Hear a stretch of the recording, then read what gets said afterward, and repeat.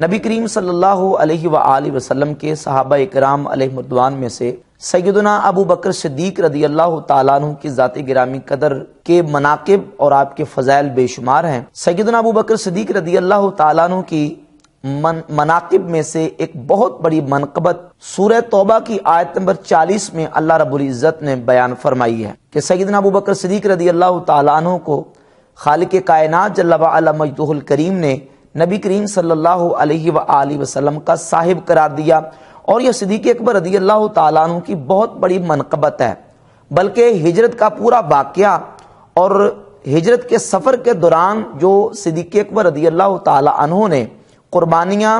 اور نبی کریم علیہ الصلوۃ والسلام پر اپنی جان نثار کیا ہے، وہ آپ کی رسول اللہ صلی اللہ علیہ وسلم کے ساتھ بہت بڑی محبت کا ایک ثبوت ہے اور بہت بڑی دلیل ہے، اور آپ کی ایک بہت بڑی منقبت ہے۔ لیکن علماء شیعہ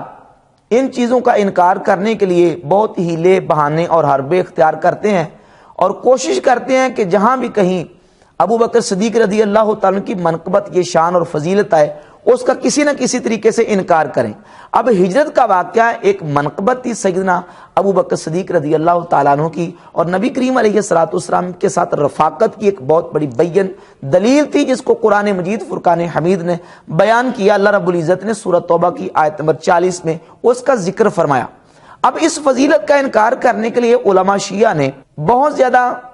ہیلے بہانے کیے ہیں۔ ان میں سے ایک بات یہ کہ شیعہ علماء نے اپنی کتابوں میں اور شیعہ علماء اپنے لیکچرز اور بیانات میں بھی یہ کہتے ہیں کہ ابو بکر کو اصل میں نبی علیہ الصلوۃ والسلام نے اپنے ساتھ رفیق سفر اپنی مرضی اور خوش دلی سے نہیں کیا، بلکہ ابو بکر اصل میں نبی علیہ الصلوۃ والسلام کے رستے میں آ گئے تھے، اور نبی علیہ الصلوۃ والسلام نے اب ان کو ساتھ لے لیا تاکہ یہ میرا راز لیک آؤٹ نہ کر دیں اور مشرکین مکہ کو میرا جانے کا راز نہ بتا دیں۔ تو نبی علیہ الصلوۃ والسلام نے ابو بکر کو ساتھ مجبوراً لیا تھا۔ تو اس سے ابو بکر صدیق رضی اللہ عنہ کی فضیلت کا انکار کرتے ہیں اس طریقے سے اہل تشیع کے جو علماء ہیں۔ حالانکہ اگر وہ اپنی کتابوں کو دیکھیں تو کتابوں میں ان کے اس باطل نظریے کی تردید موجود ہے، بہت سارے حوالہ جات موجود ہیں۔ ایک حوالہ میں پیش کرتا ہوں اس سلسلے میں۔ یہ اہل تشیع کا ایک مشہور اور معتبر ترین تفسیر ہے، تفسیر منہج الصادقین، فتح اللہ کاشانی، شیعہ بزرگ عالم، شیعوں کے ہاں بہت بزرگ عالم گردانے جاتے ہیں۔ اسی آیت کی تفسیر میں لکھتے ہیں، یہ فتح اللہ کاشانی کی منہج الصادقین جلد نمبر اس کی 4 اور صفحہ نمبر 260 پر یہ موجود ہے۔ لکھتے ہیں کہ پس پیغمبر صلی اللہ علیہ وسلم شب پنجشنبہ در شہر مکہ امیر المومنین علیہ السلام را بر جائے خود بخوابانید، نبی علیہ الصلوۃ والسلام نے جمعرات کی رات کو حضرت علی مرضی رضی اللہ تعالیٰ عنہ کو مکہ شریف اپنی جگہ پر سلا دیا، و خود از خانہ ابو بکر برفاقت او برو آمدہ، اور خود نبی کریم علیہ الصلوۃ والسلام ابو بکر کے گھر سے باہر تشریف لے آئے، اور پھر حضور علیہ الصلوۃ والسلام نے سفر شروع فرمایا۔ تو اس روایت سے اور فتح الکاشانی کی اس تصریح سے یہ بات بالکل واضح ہوتی ہے کہ ابو بکر صدیق رضی اللہ تعالیٰ عنہ کو نبی کریم علیہ السلام مجبوراً رستے میں ملنے کی وجہ سے لے کے نہیں آئے تھے، بلکہ حضور علیہ الصلوۃ والسلام خود ابو بکر صدیق رضی اللہ تعالیٰ عنہ کے گھر گئے تھے، اور ابو بکر صدیق رضی اللہ تعالیٰ عنہ کو اپنے ساتھ لے کے، اور اگلا جو حوالہ پیش کرنے کا وہ تو بات بالکل واضح کر دے گا۔ یہ اہل تشیع کے ہاں مشہور اور مستند کتاب ہے، تفسیر امام حسن عسکری رضی اللہ تعالیٰ عنہ۔ اس کے صفحہ نمبر 435 اور 436 پر یہ پوری تفصیلی بہت لمبی طویل روایت موجود ہے۔ امام حسن عسکری رضی اللہ تعالیٰ عنہ ذکر کرتے ہیں کہ ان اللہ تعالی فإن اللہ تعالی قد اوحى الیہ، اللہ رب العزت نے نبی کریم علیہ الصلوۃ والسلام پر وحی نازل فرمائی کہ اے محمد صلی اللہ علیہ وسلم، اللہ آپ کو سلام کہتا ہے، اور آپ حضرت علی رضی اللہ تعالیٰ عنہ کو اپنی جگہ پہ سلا دیں، کیونکہ مشرکین مکہ نے آپ کے قتل کا ارادہ کر لیا۔ یہ پوری تفصیل بیان کرتے ہوئے انہوں نے لکھا ہے کہ نبی کریم علیہ الصلوۃ والسلام نے حضرت علی رضی اللہ تعالیٰ عنہ سے پہلے رائے لی کہ آپ کا اس میں کیا خیال ہے، اور فرمایا کہ اردیتا ان اطلب فلا اوجد و توجد، اے علی تمہارا کیا ارادہ ہے، تم کیا اس بات پہ رضامند ہو کہ اگر مجھے طلب کیا جائے اور میں نہ پایا جاؤں، میں نہ ملوں، تو پھر تجھے تلاش کیا جائے؟ فَلَعَلَّهُ أَن يُبَادِرَ إِلَيْكَ الْجُهَّالُ فَيَقْتُلُوكَ، اور بعض جہال تجھے پائیں اور تجھے قتل کر دے، تمہارا کیا ارادہ ہے؟ تو حضرت علی رضی اللہ تعالیٰ عنہ نے نبی کریم علیہ السلام کی بارگاہ اقدس میں اپنی عقیدت اور محبت کا اظہار کیا کہ اے اللہ کے رسول علیہ السلام، آپ پر میری جان، میری روح قربان ہو جائے، فدا ہو جائے، میں پیچھے نہیں ہٹوں گا، جو آپ حکم دیں گے میں اس پر عمل پیرا ہوں گا۔ پھر حضور اکرم صلی اللہ علیہ وآلہ وسلم نے ابو بکر صدیق سے فرمایا، صفحہ نمبر 436 ہے، ثم قال رسول اللہ صلی اللہ علیہ وسلم لأبی بکر اردیت ان تکون معی یا ابا بکر تطلب کما اطلب، اے ابو بکر کیا تم اس بات پر راضی ہو کہ تم میرے ساتھ سفر ہجرت میں جاؤ اور مجھے جیسے طلب کیا جائے، تلاش کیا جائے، تمہیں بھی تلاش کیا جائے؟ وَتُعْرَفُ بِأَنَّكَ أَنْتَ الَّذِي تَحْمِلُنِي عَلَى مَدَّعِهِ، اور تمہیں اس بات سے مشہور کیا جائے کہ تم ہی ہو جو رسول کو شہر مکہ چھوڑنے پر آمادہ کرنے والے ہو۔ کیا تم اس بات پر رضامند ہو؟ اور تحمل انی انواع العذاب، اور میری وجہ سے تمہیں مختلف شدید تکالیف اور عذاب پہنچے اور شدید تمہیں جو ہے نا وہ اذیتیں اور تکلیفیں دی جائیں، کیا تم اس بات پر راضی ہو؟ تو ابو بکر صدیق رضی اللہ تعالیٰ نے اپنی والہانہ محبت کا اظہار کیا۔ نبی کریم علیہ السلام کی بارگاہ میں عرض کرتے ہیں کہ عرض کرتے ہیں لو عشت عمر الدنیا اعذب فی جمیعہا اشد عذاب، یا رسول اللہ پوری دنیا کی زندگی یعنی قیامت تک آپ کی محبت میں مجھے اگر تکالیف اور مصائب اور مشکلات کا سامنا کرنا پڑے، اگر آپ کی محبت میں یہ سارا کچھ کرنا پڑے تو میں ساری تکلیفیں برداشت کرنے کے لیے تیار ہوں۔ اور اگلا جملہ بڑا ہی اہم فرماتے ہیں، عرض کرتے ہیں حل انا و مالی و ولدی الا فداؤک، یا رسول اللہ میں، میرا مال اور میری اولاد سب کچھ نبی کریم علیہ السلام پر قربان ہے۔ تو رسالت امام صلی اللہ علیہ وآلہ وسلم نے ابو بکر صدیق رضی اللہ تعالیٰ عنہ کو جو ساتھ لیا ہے وہ اللہ رب العزت کی وحی کے مطابق اللہ نے وحی نازل فرمائی سرکار دو عالم علیہ السلام پر کہ حضرت علی رضی اللہ تعالیٰ عنہ کو اپنے بستر پر سلا دیں اور ابو بکر صدیق رضی اللہ تعالیٰ عنہ کو ساتھ لے لیں۔ تو صدیق اکبر رضی اللہ تعالیٰ عنہ کو حضور علیہ السلام نے اللہ کے کہنے پر ساتھ لیا۔ یہ تفسیر کمی ہے، اہل تشیع کی بڑی معتبر اور مشہور تفسیر ہے، ان کے ہاں بہت بڑے بزرگ عالم ہیں۔ علامہ کمی اپنی تفسیر کمی کی جلد نمبر 1 صفحہ 290 پر لکھتے ہیں کہ جب غار ثور میں ابو بکر صدیق نبی کریم علیہ السلام کے ساتھ پہنچے تو قال لفلان، اب یہاں فلاں کا ذکر کیا ہے تو نام نہیں لکھا کہ وہ فلاں کون تھا۔ اور یہ بات یاد رکھے کہ اہل تشیع کی جو مشہور اور معتبر کتابیں ہیں، تمام کتابوں میں یہ بات بالکل بالاتفاق لکھی ہوئی ہے کہ ہجرت کی رات نبی کریم علیہ السلام کے ساتھ جو شخصیت ہے حضور کے صحابہ کرام علیہ رضوان میں سے، وہ سیدنا ابو بکر صدیق رضی اللہ تعالیٰ کی ذات گرامی قدر تھے۔ یعنی حضور علیہ السلام کے ساتھ مکہ شریف سے لے کر غار ثور تک اور غار ثور سے لے کر مدینہ شریف تک نبی کریم علیہ السلام کے ساتھ جو صحابی رہے ہیں وہ حضور علیہ السلام کے صاحب ابو بکر صدیق رضی اللہ تعالیٰ کی ذات گرامی قدر ہیں، اس میں اختلاف نہیں۔ آگے جو ہے وہ پھر بات ہے کہ ان کے جو فضائل کا انکار ہے، وہ اہل تشیع ان کے فضائل کو نہیں مانتے، لیکن ان کی کتابوں میں ایسے فضائل بحمدہ تعالیٰ اللہ رب العزت نے اس طرح ان کے منہ سے نکلوا دیے ہیں کہ جو صدیق اکبر رضی اللہ تعالیٰ کی عظمت و شان کا منہ بولتا ثبوت ہے۔ قمی صاحب نقل کرتے ہیں کہ اللہ کے محبوب علیہ السلام نے غار میں فلاں سے کہا کہ انی انظر الی سفینۃ جعفر فی اصحابہ یقوم فی البحر، کہ میں حضرت جعفر طیار کے بیڑے کو سمندر میں تیرتا ہوا دیکھ رہا ہوں، وانظر الی الانصار محتسبین فی اپنیتہم، اور میں انصار کو دیکھ رہا ہوں۔ رسول اللہ صلی اللہ علیہ وسلم نے جب اس بات کا ذکر ابو بکر صدیق سے کیا، فقال فلان، اب فلان جو ہے اس سے مراد یقیناً صدیق اکبر رضی اللہ تعالیٰ عنہ ہے، لیکن یہ کہ یا تو یہ قمی صاحب کی کاروائی ہے یا بعد میں کسی محشی کی کاروائی ہے کہ جس نے ابو بکر کے نام کی جگہ پہ فلاں کا لفظ لکھ دیا۔ وَتَرَاهُمْ یا رسول اللہ،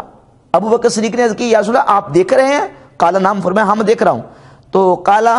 فَأَرِنِيهِمْ، یا رسول اللہ مجھے بھی دکھائیے۔ فَمَسَحَ عَلَىٰ عَيْنَيْهِ فَرَآهُمْ، تو نبی کریم علیہ الصلوۃ والسلام نے ابو بکر صدیق کی آنکھوں پر ہاتھ پھیرا تو انہیں بھی نظر آ گیا کہ حضرت جعفر طیار رضی اللہ تعالیٰ بیڑے میں سوار، ان کی جو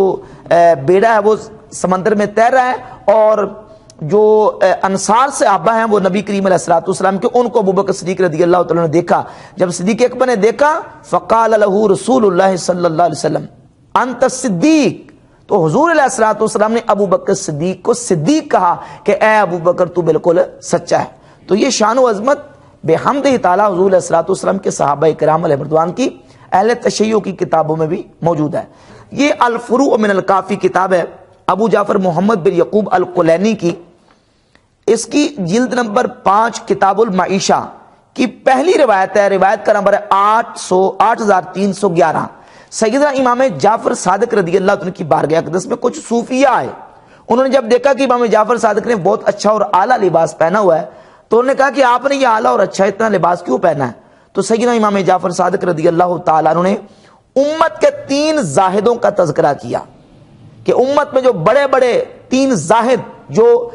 دنیا سے بے رغبتی اختیار کرنے والے صحابہ تھے ان کا ذکر کیا، تو ان میں سے سر فہرست ابو بکر صدیق رضی اللہ عنہ کا ذکر کیا، اور حضرت ابو ذر غفاری رضی اللہ عنہ کا، اور حضرت سیدنا سلمان فارسی رضی اللہ تعالیٰ عنہ کا تذکرہ کر کے ان کا حوالہ دے کے امام جعفر صادق رضی اللہ تعالیٰ عنہ نے اس بات کو واضح کیا کہ اگر امت کے اتنے بڑے بڑے جو زہاد ہیں وہ بھی اپنی گزر اوقات کے لیے اپنے پاس مال رکھتے ہیں تو پھر میں اگر کپڑے پہن لیتا ہوں تو مجھ پر بھی اعتراض نہیں ہونا چاہیے۔ تو یہ منقبت ہے سیدنا ابو بکر صدیق رضی اللہ عنہ کی۔ اسی طرح سیدنا امام محمد باقر رضی اللہ عنہ کی بارگاہ اقدس میں ایک شخص آیا، یہ شیعہ کی موت پر کتاب کشف الغمہ فی معرفت الائمہ، اس کی جلد نمبر 2 کے صفحہ 147 پر موجود ہے۔ کسی شخص نے امام محمد باقر رضی اللہ تعالیٰ سے پوچھا، حضور یہ فرمائیں کہ کوئی بندہ اگر اپنی تلوار کو چاندی کا کام کروانا چاہے تو کروا سکتا ہے؟ تو آپ نے فرمایا کہ لا باس بہ قد حل ابو بکر صدیق سیفہ، کوئی حرج نہیں ہے کیونکہ ابو بکر صدیق نے اپنی تلوار کو چاندی کا کام کروایا تھا۔ تو اس شخص نے آپ کی بارگاہ میں عرض کی کہ آپ بھی ابو بکر کو صدیق کہتے ہیں؟ تو حضرت امام محمد باقر رضی اللہ تعالیٰ عنہ نے جو جواب دیا ہے کشف الغمہ فی معرفت الائمہ کی جلد نمبر 2 صفحہ 147 پر موجود ہے۔ امام محمد باقر نے فواسبا وسبتن واستقبل القبلہ، آپ فوراً اٹھ کے کھڑے ہو گئے اور آپ نے منہ اپنا قبلہ کی طرف کر لیا، فرمایا نعم الصدیق نعم صدیق نعم الصدیق فمن لم یقل له الصدیق فلا صدق اللہ له قولا فی الدنیا والآخرہ، ہاں ابو بکر صدیق ہے صدیق ہے صدیق ہے، جو ابو بکر کو صدیق نہیں مانتا فلا صدق اللہ له قولا فی الدنیا والآخرہ، اللہ اس کو دنیا اور آخرت میں سچا نہ کرے، وہ جھوٹا آدمی ہے جو ابو بکر کو صدیق نہیں مانتا۔ تو امام محمد باقر رضی اللہ تعالیٰ کی ذات گرامی قدر نے بھی سیدنا صدیق اکبر رضی اللہ تعالیٰ کی شان بیان کی، شیعہ کتاب سے حوالہ موجود ہے۔ یہ ہے الاحتجاج، علامہ طبرسی کی کتاب احتجاج طبرسی۔ حضرت ابو جعفر، یہ 2 کنیت ہیں، ابو جعفر امام محمد تقی کی اور حضرت امام محمد باقر رضی اللہ تعالیٰ کی، یہاں مراد امام محمد تقی ہیں۔ سابقہ کسی میرے بیان میں میں نے امام ابو جعفر کا جہاں تذکرہ کیا تھا شاید غالباً وہاں امام محمد باقر کا نام لیا گیا، لیکن حقیقت یہ کہ یہ امام ابو جعفر محمد تقی رضی اللہ تعالیٰ عنہ ہیں۔ احتجاج طبرسی کی جلد نمبر 2 کے صفحہ نمبر 479 پر یہ بات موجود ہے کہ امام محمد تقی ابو جعفر فرماتے ہیں لست بمنکر فضل عمر، میں حضرت عمر کی فضیلت کا منکر نہیں، ولیکن ابا بکر افضل من عمر، لیکن میرا عقیدہ یہ ہے کہ ابو بکر حضرت عمر سے افضل ہے۔ تو یہ منقبت ہے سیدنا ابو بکر صدیق رضی اللہ تعالیٰ عنہ کی جو اہل تشیع کی کتابوں میں موجود ہے۔ اور اس سلسلے میں آخری حوالہ میں پیش کروں گا نہج البلاغہ سے۔ مولا علی مرتضی شیر خدا کرم اللہ تعالیٰ وجہ الکریم نے اپنے خطبات میں سے خطبہ نمبر 225 جو آپ کا خطبہ جو کہ اہل تشیع کے ہاں موت پر اور مستند ہے، آپ نے ایک شخص کی فضیلت بیان کی ہے، وہ ساری تفصیلاً فضیلت خطبہ نمبر 225 پر موجود ہے۔ پورا کا پورا خطبہ ہی وہ فضیلت اور عظمت اور شان ہے۔ فرماتے للہ بلاد فلان فقد قوم العبدا وداو العمدا خلف الفتنہ واقام السنہ. مولا علی فرماتے ہیں فلاں شخص کی کارکردگیوں کی جزا اللہ دے، انہوں نے ٹیڑھے پن کو سیدھا کیا، مرض کا چارہ کیا، فتنہ و فساد کو پیچھے چھوڑ گئے، سنت کو قائم کیا. سنت کو اس فلاں شخص نے قائم کیا. اب اس فلاں شخص سے کیا مراد ہے؟ جتنے بھی نہج البلاغہ کے شارحین ہیں انہوں نے لکھا ہے کہ یا تو کہا ہے کہ اس سے مراد حضرت عمر ہے، ابن ابی الحدید نے بھی لکھا ہے، یا تو حضرت عمر مراد ہے، یا اس سے مراد حضرت ابو بکر صدیق رضی اللہ تعالی عنہ ہے. یہ ہے نہج البلاغہ کی شرح ابن میثم کی، شرح نہج البلاغہ جلد نمبر اس کی 4 صفحہ نمبر 97 پر ابن میثم بحرانی اپنا نظریہ پیش کرتے ہیں. کہتے ہیں ارادتہ لابی بکر اشبہ من ارادتہ لعمر. کہتے ہیں میرا اقول، میں یہ کہتا ہوں کہ اس خطبے میں فلاں سے عمر مراد لینے سے زیادہ مناسب یہ ہے کہ ابو بکر کو مراد لیا جائے. تو مولا علی مرزا شیر خدا کرم اللہ تعالی وجہ الکریم نے ابن میثم بحرانی کے مطابق یہ شان اور عظمت بیان کی ہے سیدنا ابو بکر صدیق رضی اللہ تعالیٰ کی ذات گرامی قدر کی. تو یہ مناقب اور فضائل بحمد تعالی سیدنا صدیق اکبر رضی اللہ تعالیٰ کے اہل تشیع کی معتبر اور مستند کتابوں میں بھی موجود ہیں. جو شیعہ جتنا مرضی چھپائیں یہ فضائل و مناقب چھپا نہیں سکتے. اللہ تعالیٰ حق ان کے منہ سے جاری فرما دیتا ہے جس سے شان صحابہ بالکل واضح ہو جاتی ہے.